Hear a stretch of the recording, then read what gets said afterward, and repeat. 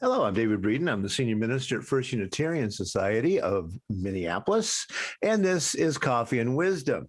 This week, we have been looking at the concepts of naive optimism and the idea that truth shall set you free, and kind of balancing off maybe some mutually exclusive ideas that we need to, in our own lives, probably balance out because there is a difference between realism and optimism, and that truth that sets you free, and those beliefs that are perhaps not exactly true, but do get us through life. Naive optimism, just to define that, is the belief that your chances are always better than 50-50. This has been shown over and over again that the average American believes that they are above the 50th percentile in just about everything. Well, a book published in 1882 called The Gay Science, that's usually the translation that's done. It's become more or less traditional at this point, from Nietzsche. And this is the book in which he says God is dead. Now, he numbers the paragraphs, and I want to look at paragraph 110. The God is dead paragraph is 125. So he's building up toward this particular saying.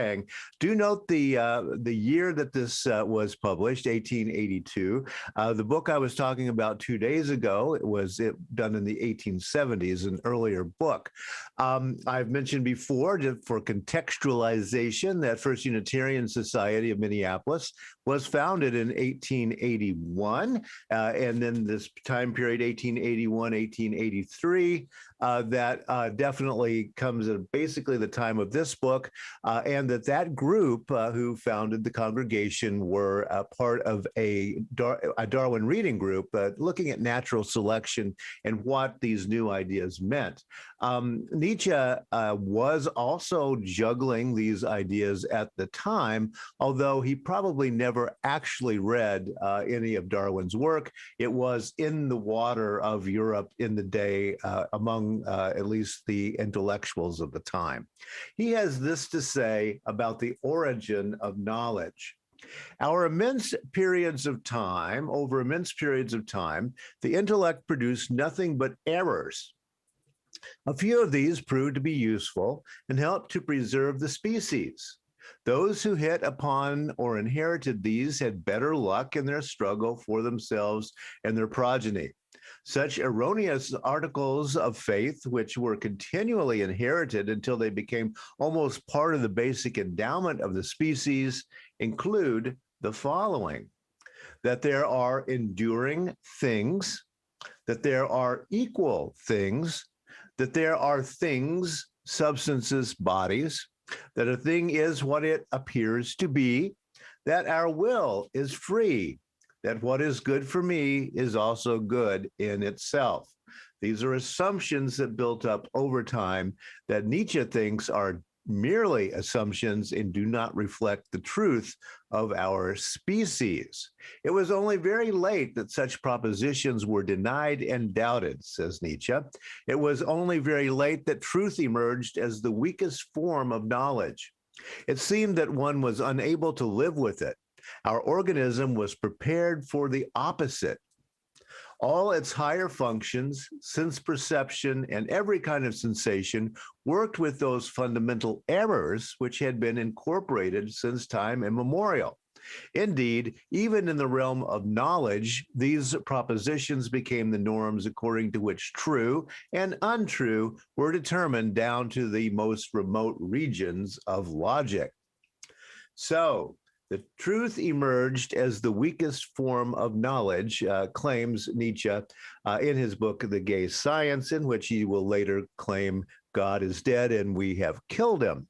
Now, you see what he's doing here. He's dealing with the idea of natural selection, but he is taking a tack that really doesn't become popular in the among intellectuals until just before the Second World War, and that is the idea that probably part of our natural selection process as human beings actually works against us, that our perceptions are not true, but those misperceptions become part of our way of being and thinking as the species evolves through time. And one of those being the concept of God, of course. Over immense periods of time, just to repeat, the intellect produced nothing but errors. A few of these proved to be useful and helped to preserve the species. So within our species, is claiming Nietzsche, this is a new idea, is a propensity toward error that was actually good to keep us surviving on the planet.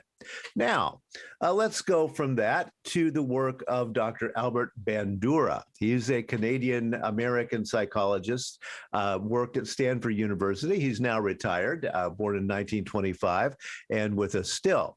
An absolute game changer in the field of psychology was his book, Self-Efficacy, The Exercise of Control. This comes out of work that he was doing at Stanford University.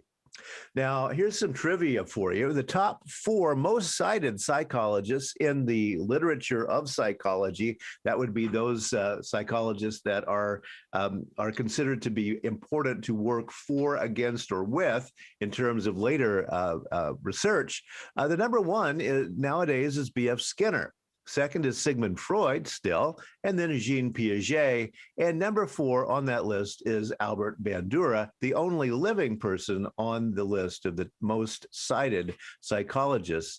And probably his most important idea, certainly in terms of later research, will be this idea of self-efficacy, the exercise of control. Self-efficacy is a personal assessment of the chances of success in a given set of circumstances. That's why the term self is there. I am looking at my ability, I am assessing my chances of success, what tools I have for success, given the set of circumstances that are before me. Can I solve this problem? Can I face this problem? I ask myself as I go into various challenges and problems. Well, of course, we know because we've all read the book. If you think you can, by golly, you probably can. It is a statement of optimism, perhaps even naive optimism, although we know that the little engine that could does indeed succeed. One is because he thinks he can, but also he does have the tools because he has a full head of steam as he takes the circus over the mountain. And this is the combination that we're talking about here. Self-efficacy. Bandura says this: a strong sense of efficacy enhances human accomplishment and personal well-being in many ways. People with high assurance in their capabilities approach difficult tasks as challenges to be mastered rather than as threats to be avoided. Such an efficacious outlook fosters intrinsic interest and deep engrossment in activities. They set themselves challenging goals and maintain strong commitment to them. They, that is the self-efficacious, they heighten and sustain their efforts in the face of failure. They quickly recover their sense of efficacy after failures or setbacks. They attribute failure to insufficient effort or deficient knowledge and skills, which are acquirable. They approach threatening situations with assurance that they can exercise control over them. Such an efficacious outlook produces personal accomplishments, reduces stress, and lowers vulnerability to depression. Sounds like some good things to do, doesn't it? According to research. And indeed, that's what the book is about, is how this is indeed true. Well, what about the half-empty school? In contrast, people who doubt their capabilities shy away from difficult tasks, which they view as personal threats. They have low aspirations and weak commitment to the goals they choose to pursue. When faced with difficult tasks, they dwell on their personal deficiencies, on the obstacles they will encounter, and all kinds of adverse outcomes rather than concentrate on how to perform successfully. They slacken their efforts. to get and give up quickly in the face of difficulties. They are slow to recover their sense of efficacy following failure or setbacks. Because they view insufficient performance as deficient aptitude, it does not require much failure for them to lose faith in their capabilities. They fall easy victim to stress and depression.